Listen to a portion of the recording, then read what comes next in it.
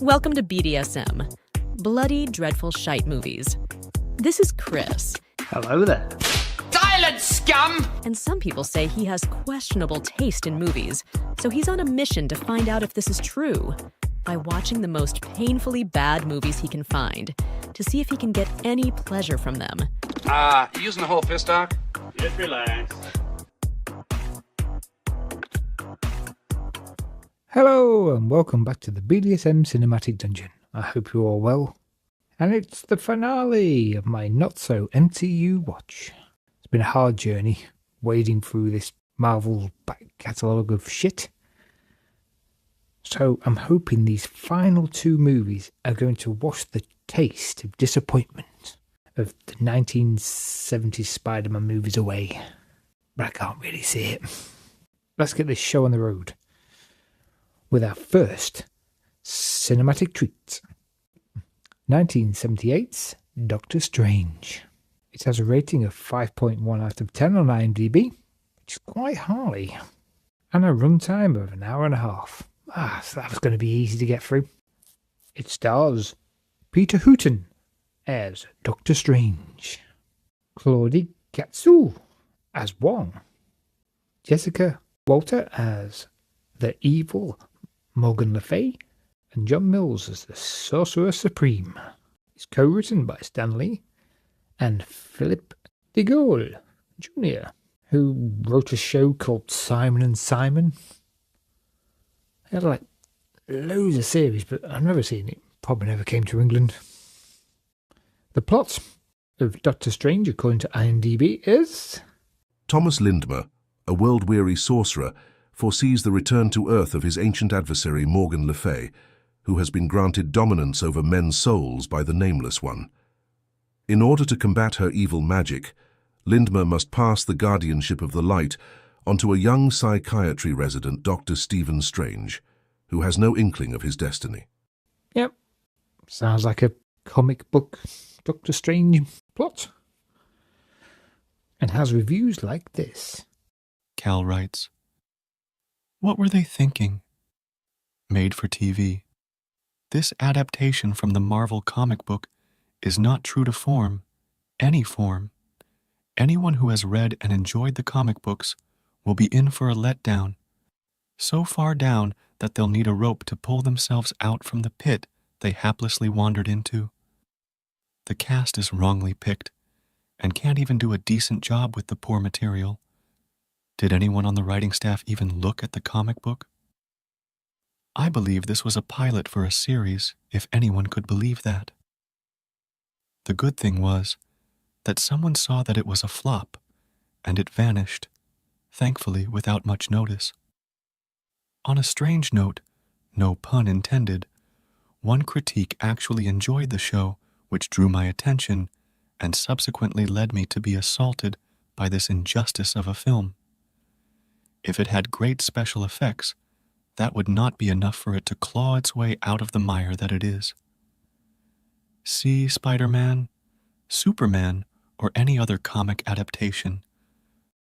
Oh, looks like I might need a ladder and a pair of wellies on standby for this mire of a movie. Next. Thunder King writes, "Dr. Crap. This movie sucked really bad. It was very interesting. I turned it off after like 10 minutes. Even the MCU version was just okay. It felt kind of dry, to be honest. Verdict, Dr. Crap." Ooh, obviously, it wasn't that interesting to Thunder King if he turned it off before the end. Oh, just hope he's exaggerating. Let's grab some popcorn and just hope Doctor Strange is some amazing cinematic magic. Wednesday, September 6th, reach into the unknown with Doctor Strange. Do you believe in evil? You're telling me you're a sorcerer? Don't defy me, Stephen, or I'll take my pleasure from you in another way. John Mills is the power of good. Jessica Walter is the power of evil, and mankind's fate hangs in the balance. Peter Hooton stars as the man in the middle, Doctor Strange. Will the forces of evil conquer the forces of good on Earth? Doctor Strange, a special 2-hour presentation. Wednesday, September 6th at 8/7 Central and Mountain. Wake up! Wake up! I'm awake. Oh, I wasn't asleep. I was just resting my eyes. Bullshit. Okay. This is not going to be the normal review. It's going to be a safe word review. A safe word review is when a movie is so bad or pointless it doesn't deserve a proper review and just needs a good kicking. First thing I can say about Doctor Strange in 1978, if it had been edited down, remove the middle part of the movie and then join the start and the end together, it would have been an okay-ish TV show pilot. The middle part is where I have all the problems. It's just plain boring. Feels like a cross between Dr. Kildare and a 70s porn film. With all the sex cut out.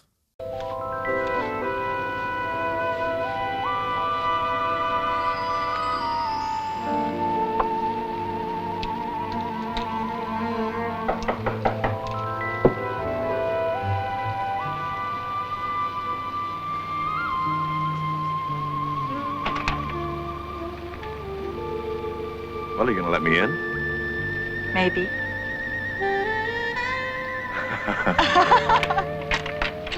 Come on in. You look beautiful. Thank you. You look wet. I had to use this as an umbrella. Home, sweet home. You ought to see my place. It makes this look like heaven. I'll be ready in a minute. Can I offer you something? I'd love a hot bath. How about settling for a cold beer? See? The dialogue definitely has a porno feel. Doctor Strange acts like your pervy uncle. He's creepy and has the charisma of a snake. Most of the soundtrack sounds like a grand piano on fire falling down a concrete staircase.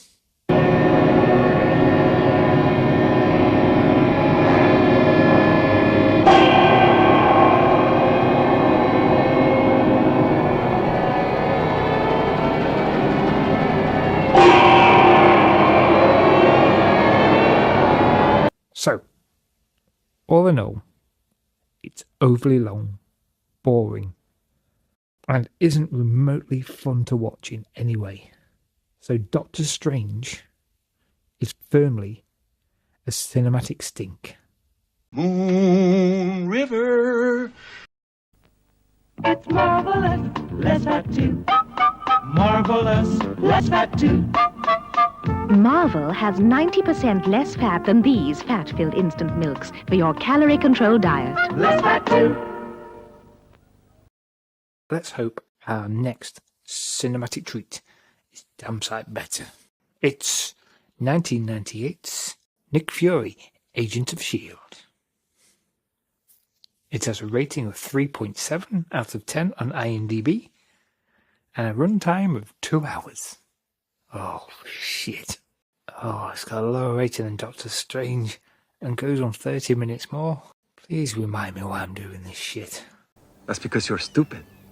It stars David Hasselhoff as Nick Fury, Lisa Reiner and Sandra Hesh as the evil Andrea von Stryker.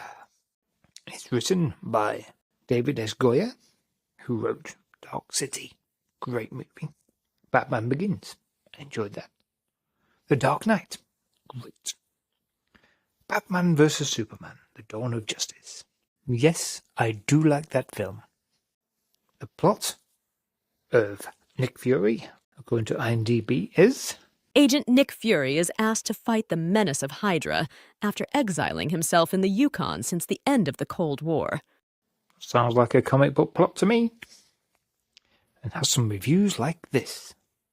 Variable Penguin writes, David Hasselhoff as Nick Fury. This movie was atrocious. There, I said it. The only good part, sadly, was the Hoff. I found him to be a believable Nick Fury. Everyone else, on the other hand, whoa, boy did some of them suck. Viper, holy cow, someone gives her some antipsychotics. There is a difference between acting in a comic book movie and acting like a cartoon character. She was way over the top. I was afraid she was going to jump out of the TV and stab me with her pinky nail. She reminded me of the overacting from the Dick Tracy movie villains. And what's with her and her brother? I really kept getting that weird incest vibe from these two. I half expected them to start making out in front of their frozen father's corpse. And that English dude, WTF was up with his over-the-top accent. It's like they said, "Be really English, people will love it." It's really distracting. And speaking of distracting, was anyone else really distracted by Val's huge effing lips? Sweet Jesus, I thought Angelina Jolie had huge DSLs. I wish they'd not let some of these people's performances detract from this film like they did. I don't even really know what the story was now, but it doesn't matter. I couldn't sit through those people's garbagey again. What the hell's he on about? Dick Tracy movie villains were supposed to be over the top. That was the point. Next. Donald McKercher writes, "It is a 1 because I can't give it a lower rating. This is a steaming pile of poo." David H. gives us a typical wooden performance. I take that back. It is not a steaming pile of poo. Piles of poo at least feed flies. What utter crap. The only thing you want at the end of this gobbler is 2 hours of your life back. After 20 minutes, I wanted to claw out my eyes. After an hour, I thought that it couldn't get any worse. After 90 minutes, crap, I was wrong, it got worse. Bleck. Please, baby Jeebus. Yes, my son? Let's hope Donald is wrong. Amen. Right. Let's grab some popcorn and just hope I don't get furious.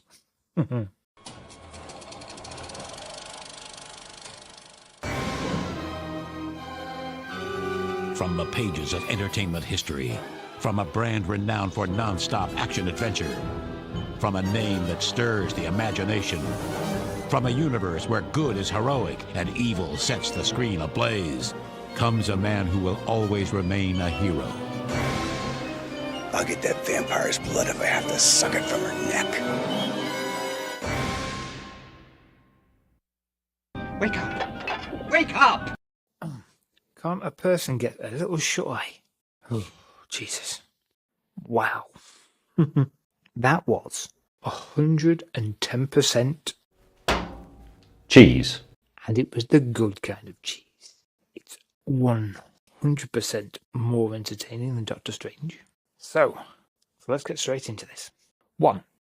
Was it entertaining? I have to admit, I really liked Nick Fury, Agents of S.H.I.E.L.D. It is far more entertaining than Disney's Secret Invasion. You what? David Hasselhoff plays a great Nick Fury. You're joking, right?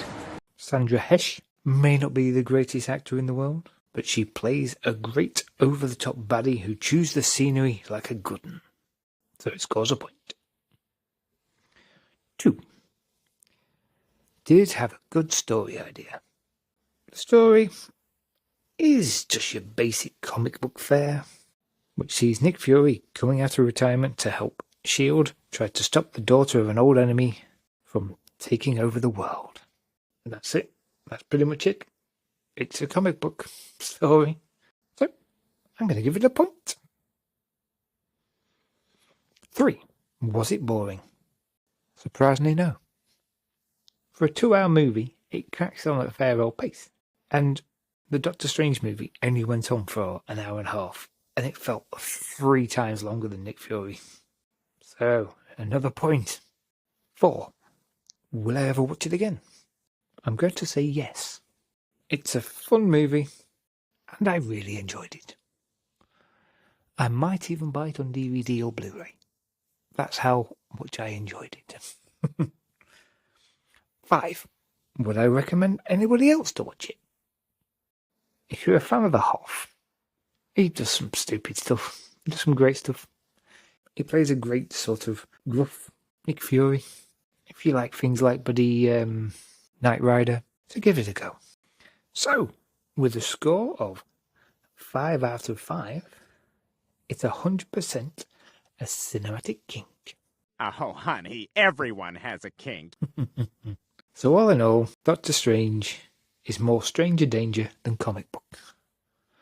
While Nick Fury, Agents of S.H.I.E.L.D. is like a live-action version of an 80s Saturday morning cartoon. Think of it like G.I. Joe or out like that. And just give it a watch. If you hate it, you can send me an angry email and I'll read it out. So, with that over with, what are we doing next time? It's time for something completely different. I'm going vanilla. I'm going to watch some all-time classic and high-rated movies and see if I can enjoy them like a normal person. So, I'm going to watch Blade Runner 2049 and see if I can get all the way through it. I've tried a couple of times to watch it and just got sidetracked. I do have a sort of hit and miss thing with Blade Runner anyway. Because I'm the oddball out of everybody, I like the Blade Runner movie with the voiceover. It's adds to the noir feel. And when I've watched it without it, it's long tracks of nothing. There's no talking. It needs that voiceover to give it that detective feel. So, I'm expecting Blade Runner 2049 to have that feeling of, that should be voiceover. But I could be wrong. So, see you next time. If you would like to help Chris on his journey through cinematic pain and pleasure, then you could join our Facebook group, www.facebook.com/groups/BDS movies. And you can contact Chris by email at bdsmpodmovie@gmail.com for movie recommendations, feedback, or just to say hi. Please don't forget to rate, subscribe, and all that jazz. Free bagels.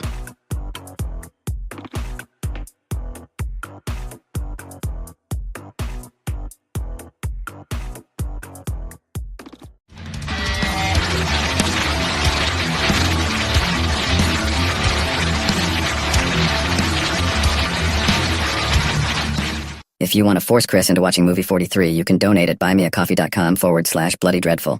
That's buymeacoffee.com/